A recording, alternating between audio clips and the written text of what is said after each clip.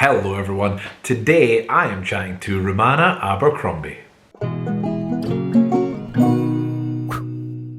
How are you all? Hope you are all happy and healthy and safe out there, wherever you are. Just before we get started, if you haven't already, please remember to hit that subscribe button so that you don't miss out on any other Scottish memories when they are uploaded. But today, I am really excited to be chatting to an old friend of mine, Romana Abercromby. Romana is a Scottish theatre and television actress who has appeared in theatres up and down the country and on our screens in things like Taggart, Lip Service and River City. She also has her own podcast with her fiancé For Trying Out Loud. Romana, hello, how are you?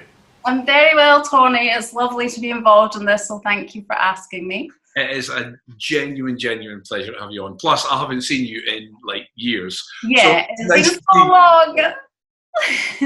Before we get started, and I did sort of mention it in there, you've got your own podcast as well, For Trying Out Loud. Yes. How long have you been doing that now? So myself and my fiance have been doing that now for, I would say, just over a year. Yeah. And it's a podcast about infertility. So that's something that we've both been going through for the last 4 years. Right. And we both kind of listen to a lot of podcasts. We really like podcasts. And we just kind of thought this is such a shit thing that we're going through. And it would be really good if we could try and find some kind of positive from it. So hence the kind of birth of the podcast. And yeah, it's been great. So infertility affects 1 in 8 couples in the UK. In fact, there's some studies that actually say it's 1 in 6. Wow. So that's a lot of people. So if it isn't you, there's probably someone that you know who's going through it, but they probably haven't. Well, they may not have spoken to you about it, but it is quite common. Yeah. And we just kind of wanted to break the taboo, break the stigma around it, and just get talking about it. So at the start, we were very aware that if we were going to do this, we had to be completely honest about it. It had to be a kind of warts and all thing, because if you're going to do it, you've got to be honest about the highs and the lows of all that. So that's kind of what we do. So every episode we kind of share where we're at with things, but we also talk to professionals within the kind of fertility realm, because I think it's really important to give, good information as well to the listeners. And we also kind of share stories from other people going through it, which I think people really benefit from hearing, because it just makes them feel less alone. So it's been going really, really well. It's growing all the time. We've got listeners all over the world, and it's just so nice when people connect to us and say how much it's helping them, because it just kind of makes it all worthwhile. So anyone watching who is affected by this or knows someone who is, please tune into the podcast or recommend it. So I'd be really grateful if you could do that. Yeah, absolutely. You're completely right though. I've got, not including you, I've got 2 other friends who have both had trouble conceiving. Both of them had to go through IVF treatment and things. So you're right. It's one of these things that is incredibly common, but we don't talk about it for some reason. I don't know why. It shouldn't be something that's embarrassing in any way. The more people talk about it, the easier it is for people to deal with. Definitely. It's like anything in life, isn't it? So yeah. That's brilliant. That's absolutely brilliant. So anyone watching, please remember, head over For Trying Out Loud. Go listen to it now. So let's jump in. So you, like myself, are an Edinburgh lass. I am. So growing up, were you? Did your family do a lot of staycations around Scotland, or was it mostly out with Scotland where you went? No, I mean, the first time we actually went abroad, I think, was to Canada to visit my auntie, and I think I was about 15. Previously to that, we had been to France, but we didn't really, back in the 80s and 90s, package holidays, well, they didn't seem as big at the time, and we didn't have loads of money. So my mum and dad actually bought a caravan when I was quite small. And we actually went through 3 different caravans over the years. And I think back to the first one we were in, and it was literally like a shoebox. And it was myself and my brother and my mum and dad. But we had some really great holidays, and we did a lot in the caravan, and we did a lot of Scotland, and we also went down south. We also went over to France as well. So yeah, most of our holidays did kind of tend to be in the UK up until about the age of 15. And then at that age, you just want to go out with your friends away on holiday abroad. So It's funny that you're not the first. I think I was on the wrong side of this sort of thing. Growing up, caravanning holidays was not something my mum and dad ever did. But loads of guests on here and loads of my friends all did caravan and holidays, or at least campsites with cabin, static cabins that they could rent and things. I feel like I missed out on this growing up because everyone seems like I had a great time and we were like, nah, hotel. Well, that's nice. I know. Personal problem there. Caravans were fun, but to be honest, it was myself and my brother, and he was very outgoing, and as soon as we would pull up at a campsite, he'd be out making friends, whereas I was quite like solitary, and I loved reading, and I was literally like in the back of the car, like just reading my books. That was... Yeah, so he went out and made friends, and then I would slowly make friends through him. But yeah, it was good fun. It was good. That's always a big part of holidays as well. And I remember whenever we went away, it was always, as you're a kid. Well, I'm what I call a lonely child. I don't have any brothers or sisters. So going out and making friends was a massive part of a holiday for me as a kid, because it was either that or hanging out with my parents, and that's never something you want to do, No. So whereabouts in Scotland did you sort of travel to when you went there? Tony, right? I'm going to be honest with you. I've got a really bad memory. Yeah, I really do. I'm sure as an actress that doesn't, help at all. No, it's okay with lines for some reason. But to be honest, I think a lot of the fact is because I had my face in a book most of the time. So I really couldn't tell you like all the places we went to, but there are like a few that kind of stick in my mind. So my granny and grandpa had a house up north on the west coast of Scotland, in a place called Kishorn. It's really idyllic. It's just on the loch side. It's near a place called Applecross. You may have heard of that. So we went up there quite a lot, and we also went to a gorgeous place. If any of your watchers end up coming to the north of Scotland, the west coast in particular, we went to a brilliant beach called Melvick. And I just remember it because the sand was so white and the sea was so like this bluey green color, and I was quite young at the time, probably like 12, and it was like nothing I'd ever seen before. You felt like you were actually abroad. So that place really sticks out for me. And I don't know, I mean, we went so many places, so it's hard to kind of remember all of them. The thing, it's funny though, because I think we as a race, as in Scots, our country is not big at all, but actually we're not great at exploring it ourselves. It's so true. And because myself and you and my fiance, like, we do a lot of traveling, and sometimes you kind of think, so when we go away, we really like to kind of see things. We like to explore the history of places and stuff and do walking tours. And we were actually saying the last time we went away, we were like, we should do this for Edinburgh, because there's so much on our doorstep that we don't really know about. We should just go and do one of the free walking tours here, because like there is so much. And I think probably when I was younger, I did more of that, more of the kind of like historical things, probably with my parents and stuff. But I think as you get older, you kind of forget that all that's there. And actually, I would say that's one of the really good things about lockdown, because we've done a bit more exploring. I mean, not when we were really locked down, but just in terms of like going for walks to different places that we'd never really been before and stuff. So I think we're really lucky in Edinburgh, because there is so much on our doorstep and so much history. Yeah, you're really right, because obviously I'm with the channel itself. I'm always, talking about things to do and things to see and the history. And the more I research, the more I'm like, I know nothing about this, because I'm always coming up with things that I didn't know. And I was chatting to the comedian Craig Hill a couple of weeks ago, and I don't know if you've noticed, but he started a thing called Living La Vida Lockdown. Okay. It's just these 2-minute little things that he's releasing, because he's done exactly the same as you. During lockdown, he just started going out on his bike and exploring the city. And it's like that, even for us here, it's like, I had no idea that all this stuff was here.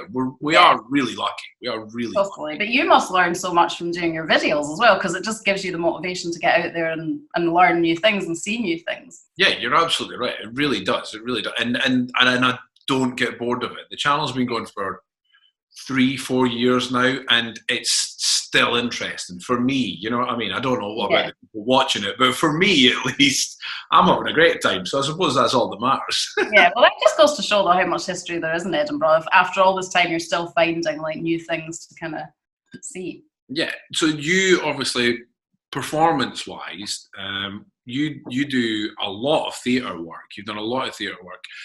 Is there anywhere around the country that if you've got a gig, you kind of go, oh, good, oh, it's there, good, I love it when I go there? It's a tricky one with theatre. I think the place that probably sticks out in my head, because the place that I've stayed in the longest for a theatre job was Pitlochry, because I did a Pitlochry season. is lovely though. Pitlochry is really nice. It is beautiful. So I was part of the rep there. They kind of hire different actors each year to be part of their season, and you put on. I was in 4 plays, so you're kind of like under rehearsing plays. So that means you're kind of like rehearsing during the day and then doing a different play at night. And then once everything's up and running, you're in 4 shows all at once. So one night you'll have one and one night you'll have the next. So I was up in Pitlochry, I think it was between like March and October. So it was a good chunk of time. Yeah. And that was lovely. I mean, Pitlochry's quite small, so you can go a little bit stir crazy if you're there for that long. But luckily, I had like quite decent parts in all the plays, so I was quite busy. I had quite a lot to do, so that I had a lot of kind of focus with my work. But that was lovely, and I would say anyone watching, like Pitlochry is definitely worth a visit because there's a lot of things that you can kind of do round there. It's kind of like the gateway to the Highlands, isn't it? And it is. There's lots of nice walks and stuff around there. So that was lovely. And I would love to kind of go back and do another season there. I hope that the theatre will be okay up there because obviously at the moment, you know, everything's a bit got question marks over it. But hopefully that theatre will be fine because it's a beautiful theatre and it attracts so many audience members. It's actually amazing. The Pitlochry Rep Theatre as well. It's an institution. It really is. One of the things, obviously, theatre, stage action is something that I've not had the opportunity to do for a few years now. But when I was, that was always one of the gigs. I was like, oh, I hope I get that sometime. I hope I get the chance to do that sometime because it is brilliant. But you're right. The gateway to the north sort of thing that you said, Pitlochry is one of those places that me and my wife, Kirsten, we found ourselves there so many times randomly. Because we did zorbing one time, and we did bungee. Well, I did a bungee. Oh, you got the bungee, yeah. Yeah, a little while later, Kirsten did a bungee swing, and the Enchanted Forest, the October things. It is one of those places that we've just found ourselves back at Pitlochry again. It is lovely. It really is lovely. Yeah, it is. So that's probably the one that sticks out. And then, like, you know, I've done a few Highland tours and stuff with plays, and they're always quite fun because you kind of visit places that you maybe wouldn't kind of normally. But I guess the thing about that is you're only in those places for a short amount of time. Normally it's just like one performance in each place. So you don't really get a big chance to do a lot of exploring, but it's nice to kind of just give you a taste for places. So like I went up to Mull and that was really nice, and I would like to probably go back there and explore that a bit more because I didn't really feel like I saw a lot of that. And also Stornoway, the Isle of Lewis, that was lovely too. So yeah, it's nice when work takes you to these places and you get to see things that you maybe wouldn't otherwise. I remember I did a national tour years ago, and it really annoyed me because it called itself a national tour, but we never left England. So I was like, I want to get, because I was living in London at the time, and I was like, I want to go home, and I couldn't. We did, I think the closest we got was York, and I'm like, well, great. There's still time, Tony. There's still time.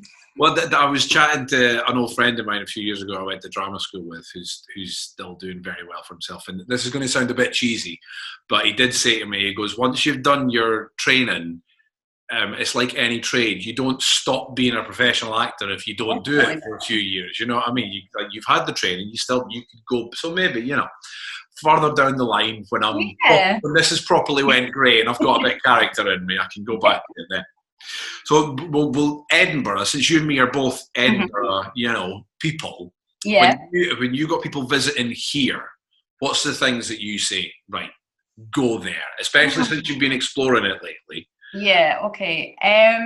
So, I mean, Crammon's lovely. I know you did a video of that recently, or maybe not recently, but I think you've done one. Yeah, that's really nice for a really nice walk, maybe just on the outskirts of Edinburgh.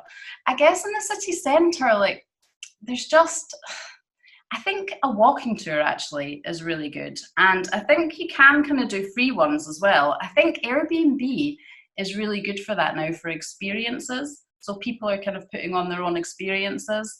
like Oh, I walking didn't know that. I didn't know that. Yeah, you can, because we went to Crete last year and we did an Airbnb experience and we learned to make soap at this guy's house. It was really cool, actually. It was like a recipe that his mum or his gran like had come down from the family and stuff. So we went around his house. Not like dangerous chemicals in that, though, isn't it? Yeah. We had like the goggles and we had the gloves and everything. But yeah, I would say like check out Airbnb and see what experiences are on there. But so yeah, like walking tours are cool, and I think there's like the ghost tours, isn't there? Yeah, we're not short of a ghost tour or two in Edinburgh. Exactly. Anyway. So I think they're quite good fun. And then, I mean, it's just all the obvious things, isn't it? Like go up and visit the castle, like maybe go up the Scots Monument. I haven't done that for years, actually, but that's quite a scary climb. It's one of those, I don't know if you remember, but when you go up it, at the start, it's nice, big, wide staircases. Yeah. And once you're at the top, you can hardly fit through and you're shouting up to say, right, I'm coming up. Yeah. Totally. But the views up there are brilliant. Yeah, they are. They're gorgeous. And obviously you've got Arthur's Seat, which is nice for a walk. And then like areas that I quite like. So I'm kind of like the west of Edinburgh. I was brought up in Craiglocker. So that's kind of my side of town. But I really love like Bruntsfield and Morningside are really nice for a wee mooch around, a wee look around the shops. There's some really nice charity shops. You can get some good things in the charity shops there because it's quite a kind of well-to-do area. So you'll maybe pick up a bargain or two there. Also in Morningside is the Dominion Cinema. So I know a lot of people coming might not want to go to a cinema, and obviously at the moment they might not be able to, but the Dominion Cinema is beautiful and it's a really old like family owned cinema, and I just think it's lovely. It's got a really nice vibe to it. They've got sofas and like electric recliner chairs and stuff, so that's really nice to check out. Do you remember, I was speaking to my wife about this actually a couple of weeks ago, and she can very, very vaguely remember it, but she's a little bit younger. Before all the multiplex cinemas were there, yeah, all the big ones. So we had, we had the ABC, we had the Dominion, and we had an Odeon, and all these things all scattered about town. But do you remember when you had to look in the paper to find where the film you wanted to see was playing? So you wouldn't go, we'll go to the cinema and just have a pick. You would actually have to find which cinema the film was playing on. Yeah, that's so true. I'd totally forgotten about that. But yeah, you're absolutely right. How else could you do it? Like there wasn't internet. Like each cinema only had like 2-3 screens at the most. So they all had different films on. It wasn't a case of I want to go to that cinema. It's like I want to see that film, so I have to go to that one. Yeah, definitely. Do you know the one I always remember is the Odeon on South Clark Street? Do you remember that one? Yeah. I don't know. That one always sticks in my mind, and in my head, like I feel like it was so big inside, but it probably wasn't. But I guess because I was younger, but there was like loads of little corridors that led to like little cinema rooms, and there was that big like hallway that you walked into. I think that's still lying empty, that building. Is it? I think it maybe is, yeah. Because I think there was talk about reopening it. They were talking about making it a music venue at one point. Yeah. Because I know that's one of the things Edinburgh-wise, music venue-wise, we are really struggling. Yeah. Because so many of them have been shut. So many of them have been shut down now. Yeah, I know. It's sad, actually. Talking of like... Sorry, that just came into my head, talking of music venues, and I was just thinking back to, do you remember on Lothian Road, Century 2000, which was like a music venue like after that, but that was like such a great nightclub. It probably was. I remember when it was Century, which is kind of sort of the time when we sort of met each other. Yeah. And then it became the Picture House. It was Revolution after that, I think. There's a memory. There's a memory there as well. Revolution, and then it became the Picture House, I think, which was when it was live gigs and things. Yeah. And now it's just a pub. Yeah, but it's it's a Wetherspoons pub, but I think anyone visiting Edinburgh should maybe just go there and have a look, because it's actually amazing inside. It's really cool inside because it's like on all these kind of split levels, and it's still got that kind of feel of the kind of old, because didn't it used to be like, what was it right back before it was a nightclub?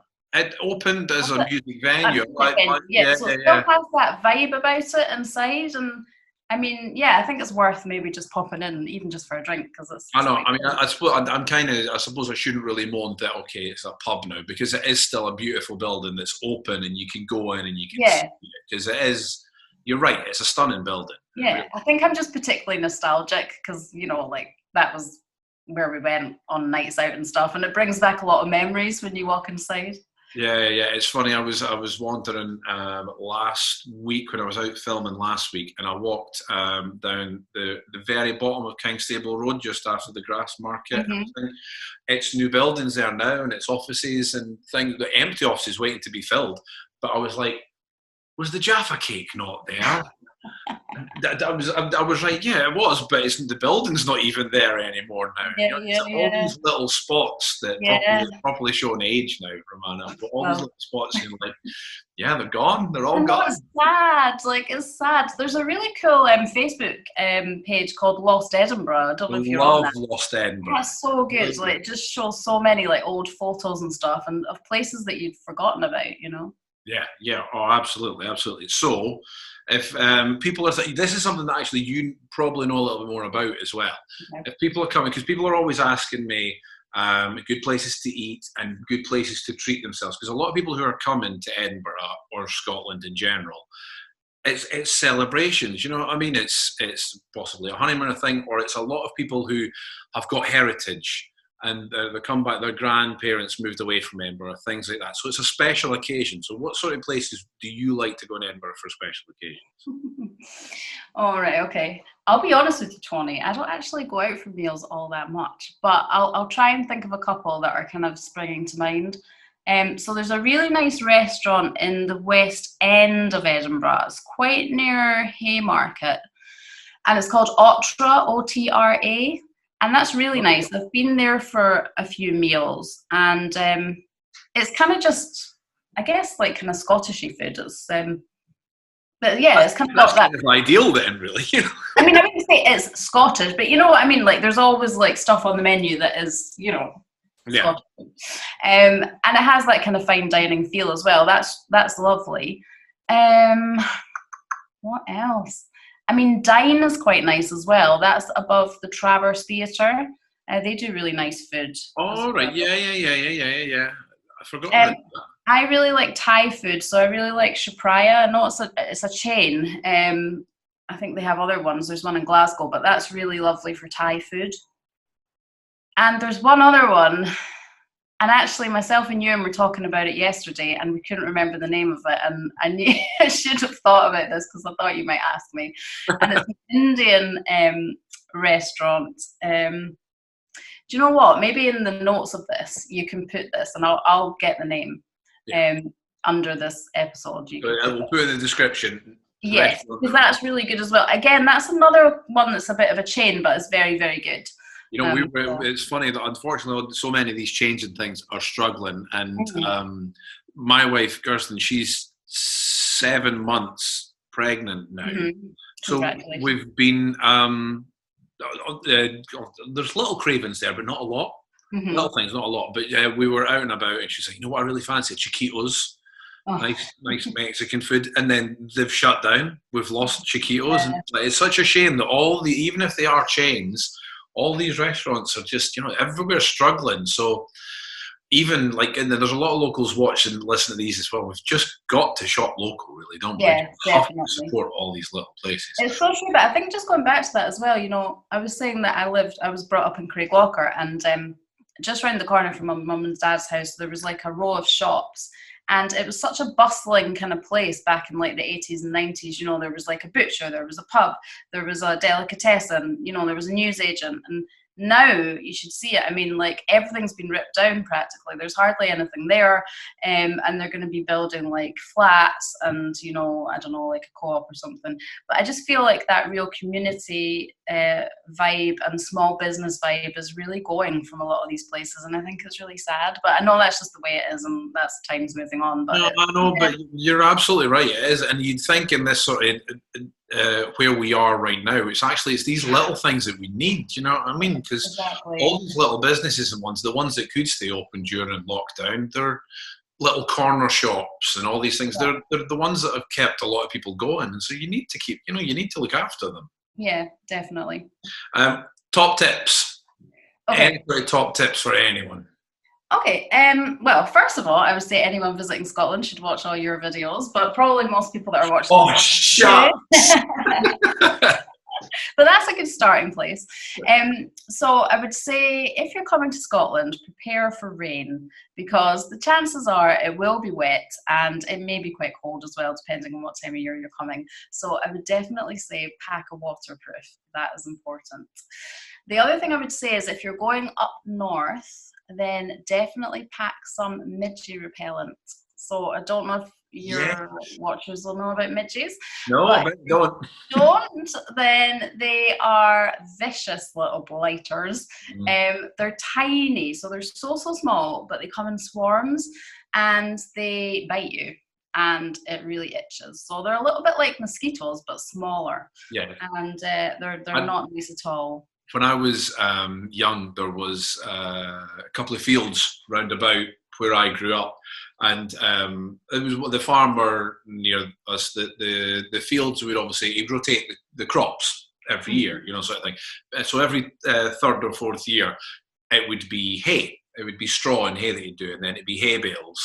So we'd be obviously in the fields jumping on all the hay bales and everything like that whenever we could, because that's what you did, you know what I mean? Yeah. And then I remember going home and just being bit to shreds by midges absolutely everywhere. And it's one of those things that if you've never, and people think mosquitoes are bad, and they are.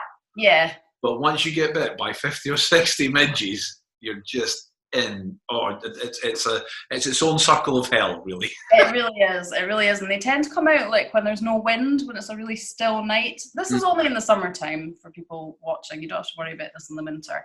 But yeah, definitely I would say get some repellent for them. And I guess the other thing, if people are visiting Scotland, that would be a cool thing to do would be the North Coast 500. Now, I haven't done person to mention that. I've never done it. I've never done it either, although I have been to a lot of the places on the route, but I haven't actually done it. But yeah, apparently it's like one of the top coastal kind of scenic drives in the world. So like that is definitely worth checking out. And I think it starts in Inverness and finishes in Inverness, and you kind of just do a big loop of the north coast of Scotland. Okay. So that would definitely be one to check out. And I would just say, like, maybe just try and get off the beaten track a bit. If you have your own car, just do a bit of exploring. Yeah. I'd say that's probably the same, even whether you're out in Scotland, anywhere in Scotland, or if you're just staying in Edinburgh. Because I think, and I'll have to say, I'm probably guilty of exacerbating this a little bit, because a lot of the videos I do are central Edinburgh. Yeah. Get out and explore, you know what I mean? Even in Edinburgh, get out go down to Leith, go down to the shore, or go out. Yeah, that's another place. The shore is lovely down there as well. But yeah, I think you're right. Yeah, just and if you get good weather in Scotland, it is beautiful. It really, really is. Yeah. So yeah, just explore, kind of get out and see what there is. Last up, this is where it gets difficult. Okay, This is where it gets difficult. So I like to call these difficult choice questions. Right. Okay. And I will be pushing for an explanation on answers. Okay. Right. Shortbread or tablet? Oh, that's a hard one. We're not here for the easy questions. These are the questions that matter. Yeah. Right. Okay. I think, like, if they're homemade, both can be amazing, because my mum actually makes both and her shortbread is lovely. But I think I'm going to have to say tablet. But I'm going to preface that with, I prefer the darker tablet. I don't like the kind of lighter one. It's too sweet. It's too sickly. I prefer the darker tablet. I know the darker tablet that you mean, but I thought that was just a random thing of how it being mixed. Is that a deliberate thing, if it's darker or lighter? I think so, yeah. I'm not sure what it is that makes the lighter one, but I just always find the lighter one is, they're both really sweet, but the lighter one is like too sweet for me. Right. But I'm not actually sure. My mum makes it, she would know. But yeah, I don't know what the difference is, but yeah. Right, we tried making tablet a few years ago, and it was soup, truthfully. It didn't come out well, because I didn't realise how much you have to stir it. Right. Because I can remember, my gran used to make brilliant shortbread, brilliant tablet, but you don't pay attention to that when you're a kid. And Kirsten was talking about her gran making it, and she just remembers her in the garden for hours. working away at this thing. So I think I did it for like 10 minutes. I went, yeah, that'll do. That must be it. I feel a little bit tired now. That must be it. Yeah, I've never made it, but it is amazing. It's so sweet, but it's definitely, if someone's coming to Scotland, you've got to It's try funny, it. since starting these and doing these difficult choice questions, everyone knows shortbread. Round the world, everyone knows shortbread. And now people are going, what's tablet? What is they just You're bringing it to the masses, Tony. I know. There's a claim to fame, giving tablet to the world. Iron brew or whiskey? Oh, okay, that's easy. I'm not a whiskey fan, so it would have to be Iron Brew. Well, okay then. New Iron brew or old Iron brew? Or can you taste the difference? I don't really taste. To be honest, I'll be honest. I don't really drink Iron Brew that often. Probably not enough. Choice really of Iron brew or whiskey. I like it with for a hangover. But it is genuinely one of the best hangover cures in the world. So Iron Brew and like a fry up, perfect. Okay, well, whilst we're on fry up, square sausage or black pudding? Black pudding. I love black pudding. Like when you actually sit and think about what's in it, yeah, you can't think about what's in it. You can't think about what's all. But black pudding is one of those things that I only just recently started to get a taste for it. Oh, really? Yeah, I couldn't, and I think it's because I thought about when I was younger. I was a really bad eater when I was a kid. And when I was younger, as soon as you find out what's in it, I was like, oh, no. But I think a little while ago we were on holiday and I was just starving. Had a fry up. It was there. I was like, I need to eat everything on this plate. And then after that, I was like, that is it. I'm hooked. Yeah. Do you know what's really nice? Black pudding and egg in a roll. Oh yeah, good combo. Just reminded me of a funny story. We were, I can't remember where it was. We were up north, and we were just in a little wee hotel, and it was a fry up for breakfast and things. And then the girl that was serving came up, and it was a proper wee little middle of the sticks somewhere. And it went through all the things, and she went, and the special today is potato scones. And we had to stop for a second and look at each other and go, did you say the special is potato scones? That is very random. I don't know, I was like you'd think a special is like, oh, we've got the special today is this kind of soup, and then I was like, I'm not going to order a little potato scone, you know what I mean?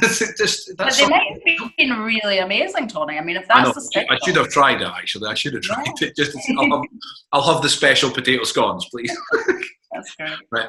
Haggis or mince and tatties? I think it's got to be haggis. Yeah. Yeah, haggis. It's pretty disgusting when you think about what it is, but it is tasty. It really is. It really is. But yeah, whenever I used to host a Scottish show in town, and whenever Americans or Canadians or Australians or wherever they weren't sure, I just tell them it's like spicy mince. Yeah, it is. It is. And actually, even the vegetarian haggis is quite nice. Veggie haggis is lovely. Yeah. And I think the thing is nowadays as well, because obviously we're getting more vegan and vegetarian things that are coming out, which is brilliant, and they all taste beautiful. A lot of these things, vegetarian haggis is actually, it's some of the places it's better than the haggis. Yeah, absolutely. I agree. Yeah. Really is. Where are we? Okay. Luca's or Derolo ice cream? Oh, that's easy. I have to say Luca's.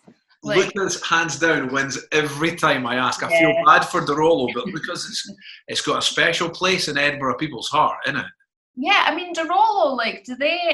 I don't think I've had a lot of Derolo. Do they have shops? They definitely do in Musselburgh. One is in Musselburgh though, isn't it? Yeah, Luca's and Derolo are based in Musselburgh. Right. Okay. Yeah, no, Luca's definitely, we used to go down to Musselburgh for ice cream when I was younger, and now there's a Luca's in Morningside as well, so it's quite new to us, and yeah, hands down, definitely. It is that there's something so the taste's unique, isn't it? It's like when you go somewhere on holiday, try this is like the best ice cream, and you're like, no, it's not the best ice cream. Come to Edinburgh, I'll let you taste the best ice cream in the world. Last but not least, Tunnock's tea cake or caramel wafers? Do you know what, Tony? I'm not actually a big fan of either of those. Oh! Throw the cat amongst the pigeons. I know. But if I had to choose, so the reason I'm not a big fan of the Tunnock's tea cake is that I feel like the biscuity bit is always a bit like soggy-ish. It's not like, I know it's meant to be like that, but it's just a bit like Sitting in a big pile of marshmallow, it's going to get a little bit soggy. I know, but I don't find it that satisfying. So I would probably have to say the wafer, but again, it's not really, I probably wouldn't choose either. That's fair. That's fair. You're allowed to. We won't revoke your Scottishness if you don't have to choose from one of them. Romana, this has been absolutely lovely. Thank you so much. Nice to talk to you as well. And just a chance to catch up with you is nice, because I know. I think it must have been like 3-4 years since I've seen you. I think it's probably longer than that, Tony. Very possible.